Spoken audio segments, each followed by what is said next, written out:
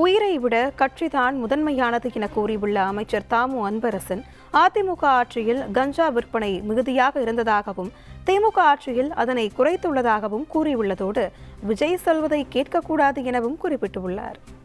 எடப்பாடி பழனிசாமியில ஒரு தப்பா பேச்சுங்கிறார். அவரு ஆரம்பத்துல என்ன பேசினாரோ அதான் கட்சியிலயும் கடன் அதிகமாக வகிச்சிட்டாரு.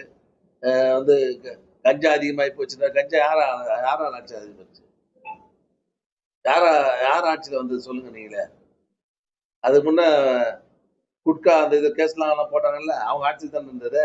நம்ம வந்ததுக்கு அப்புறம் தான் நிறைய கேஸ் போட்டு நீங்க தடுத்துருக்கணும். நம்ம சும்மா இப்போ தேவையில்லாம எதிர்கட்சி ஆளுங்கட்சி மேல தப்பு சொல்லணும்னு சொல்லிட்டு இருக்காங்க. அதான் மக்கள் தமிழ்நாட்டிலே போல புதுச்சேரியிலும் வந்து பாத்தீங்கன்னா திமுக காங்கிரஸ் கூட்டணி வந்து ஒரு குழப்பமான கூட்டணின்னு சொல்லிட்டு நிறைய விஜய் சொல்லியிருக்காரு.